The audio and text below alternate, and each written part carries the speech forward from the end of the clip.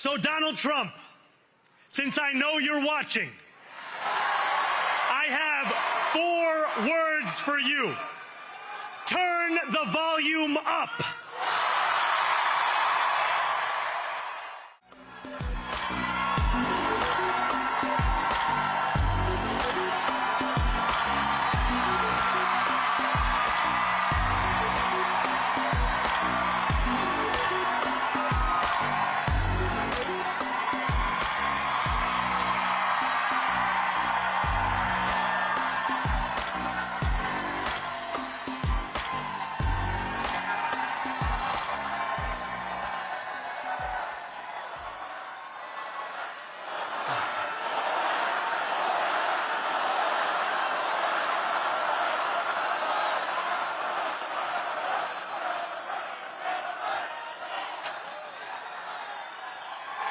Thank you, my friends.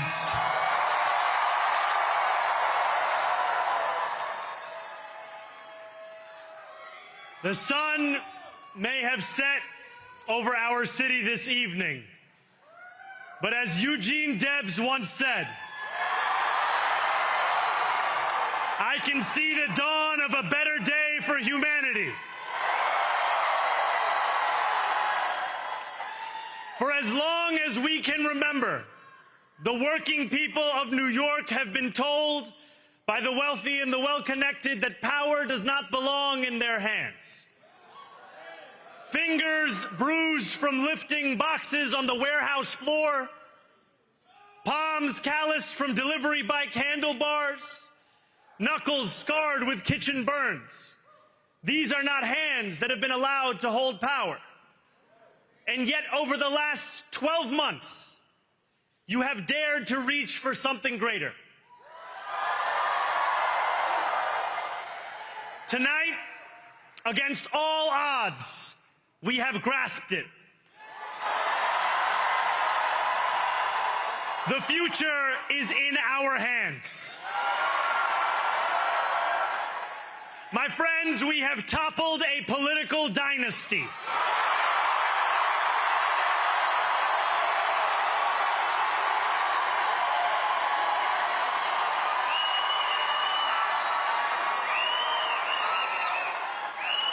I wish Andrew Cuomo only the best in private life.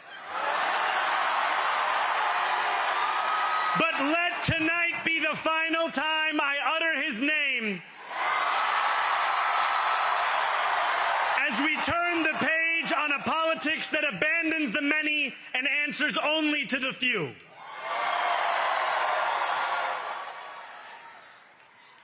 New York, tonight you have delivered a mandate for change, a mandate for a new kind of politics, a mandate for a city we can afford, and a mandate for a government that delivers exactly that. On January 1st, I will be sworn in as the mayor of New York City.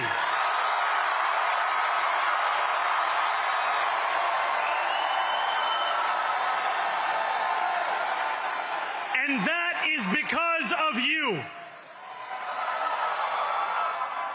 So before I say anything else, I must say this. Thank you. Thank you to the next generation of New Yorkers who refused to accept that the promise of a better future was a relic of the past. You showed that when politics speaks to you without condescension, we can usher in a new era of leadership. We will fight for you because we are you. Or as we say on Steinway, ana minkum wa ilaykum.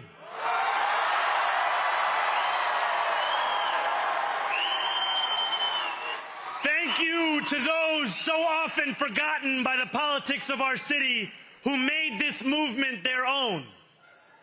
I speak of Yemeni bodega owners and Mexican abuelas, Senegalese taxi drivers and Uzbek nurses, Trinidadian line cooks and Ethiopian aunties. Yes, aunties. To every New Yorker in Kensington and Midwood and Hunts Point, know this. This city is your city, and this democracy is yours too. This campaign is about people like Wesley, an $11.99 organizer I met outside of Elmhurst Hospital on Thursday night. A New Yorker who lives elsewhere, who commutes 2 hours each way from Pennsylvania because rent is too expensive in this city. It's about people like the woman I met on the BX33 years ago, who said to me, I used to love New York, but now it's just where I live. And it's about people like Richard, the taxi driver I went on a 15-day hunger strike with outside of City Hall, who still has to drive his cab 7 days a week. My brother, we are in City Hall now.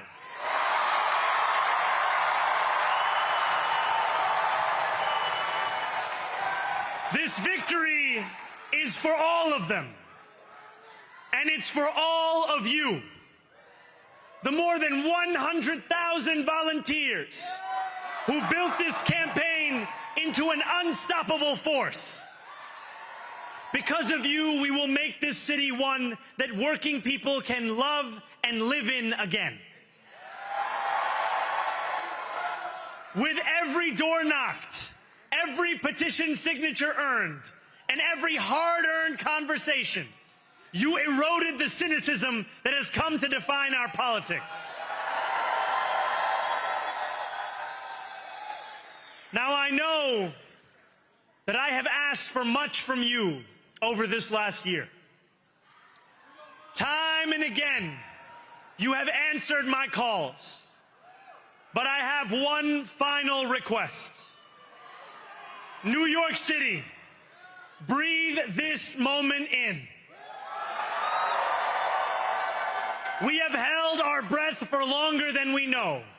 We have held it in anticipation of defeat. Held it because the air has been knocked out of our lungs too many times to count. Held it because we cannot afford to exhale. Thanks to all of those who sacrificed so much, we are breathing in the air of a city that has been reborn.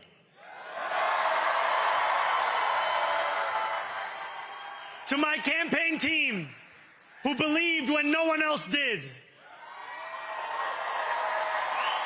and who took an electoral project and turned it into so much more, I will never be able to express the depth of my gratitude. You can sleep now. To my parents, Mama and Baba, you have made me into the man I am today. I am so proud to be your son. And to my incredible wife, Rama,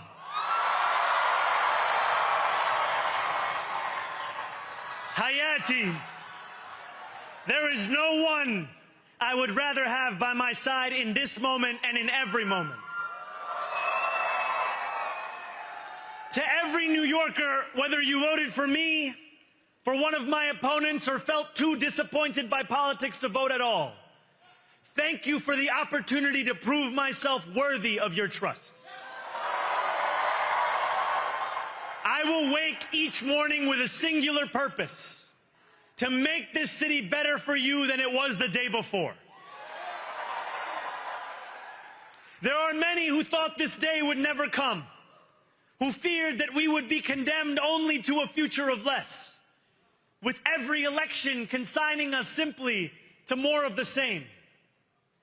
And there are others who see politics today as too cruel for the flame of hope to still burn. New York, we have answered those fears. Tonight we have spoken in a clear voice. Hope is alive. Hope is a decision that tens of thousands of New Yorkers made day after day, volunteer shift after volunteer shift, despite attack ad after attack ad. More than 1 million of us stood in our churches, in gymnasiums, in community centers, as we filled in the ledger of democracy. And while we cast our ballots alone, we chose hope together. Hope over tyranny. Hope over big money and small ideas. Hope over despair. We won because New Yorkers allowed themselves to hope that the impossible could be made possible. And we won because we insisted that no longer would politics be something that is done to us. Now it is something that we do.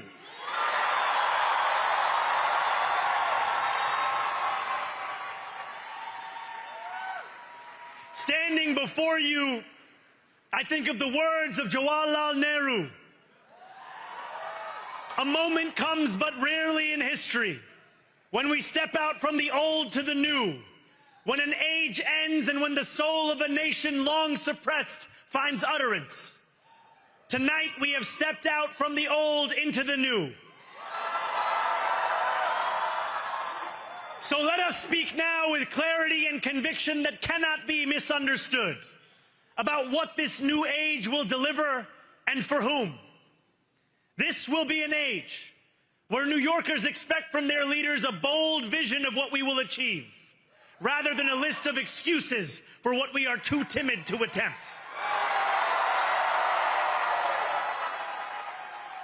Central to that vision will be the most ambitious agenda to tackle the cost of living crisis that this city has seen since the days of Fiorella LaGuardia.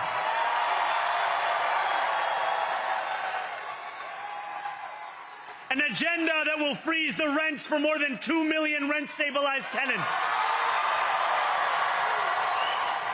Make buses fast and free. And deliver universal child care across our city. Years from now, may our only regret be that this day took so long to come.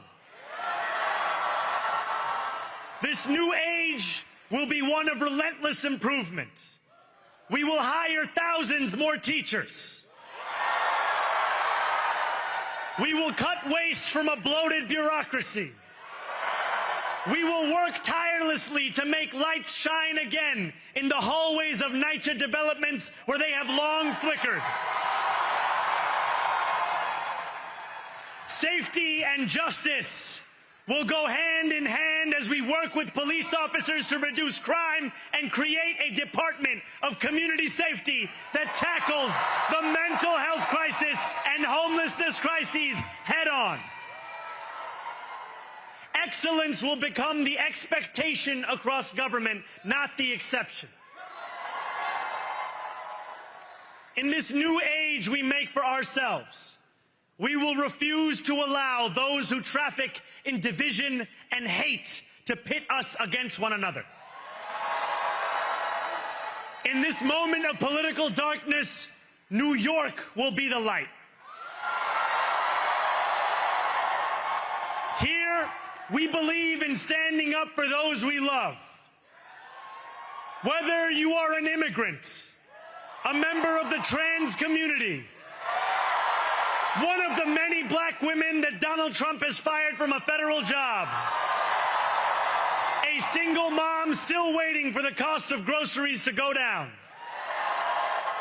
or anyone else with their back against the wall, your struggle is ours too. And we will build a city hall that stands steadfast alongside Jewish New Yorkers and does not waver in the fight against the scourge of anti-Semitism. Where the more than 1 million Muslims know that they belong. Not just in the 5 boroughs of this city, but in the halls of power. No more will New York be a city where you can traffic in Islamophobia and win an election.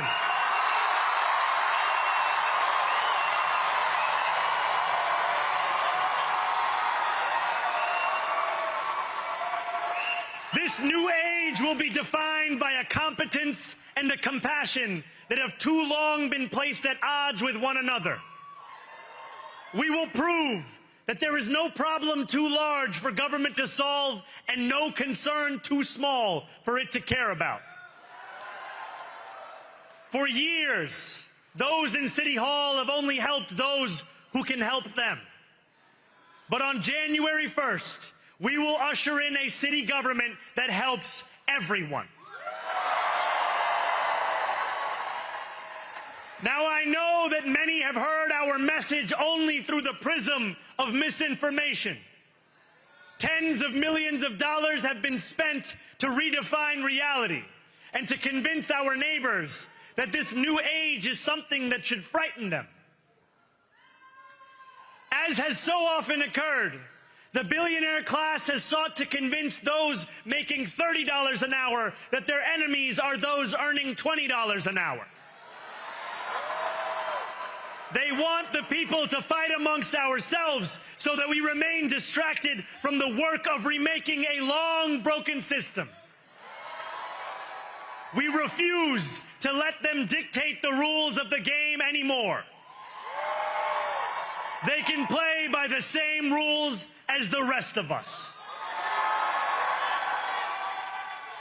Together, we will usher in a generation of change. And if we embrace this brave new course, rather than fleeing from it, we can respond to oligarchy and authoritarianism with the strength it fears, not the appeasement it craves. After all, if anyone can show a nation betrayed by Donald Trump how to defeat him, it is the city that gave rise to him.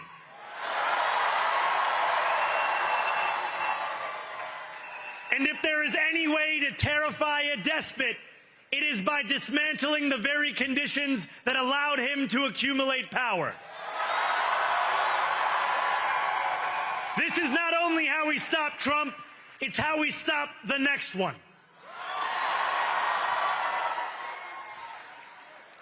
So, Donald Trump, since I know you're watching, I have 4 words for you.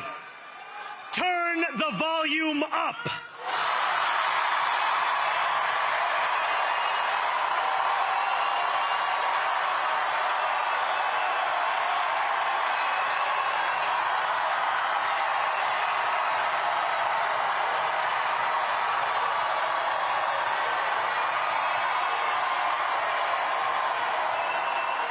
We will hold bad landlords to account because the Donald Trumps of our city have grown far too comfortable taking advantage of their tenants.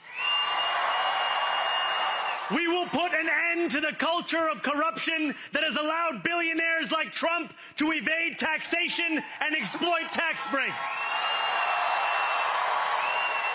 We will stand alongside unions and expand labor protections because we know, just as Donald Trump does, that when working people have ironclad rights, the bosses who seek to extort them become very small indeed. New York will remain a city of immigrants, a city built by immigrants, powered by immigrants, and as of tonight, led by an immigrant.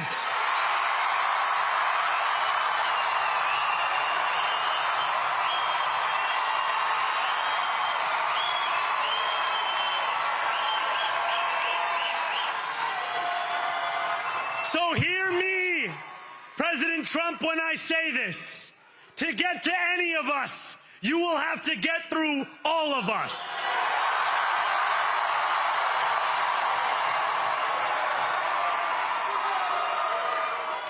When we enter City Hall in 58 days, expectations will be high.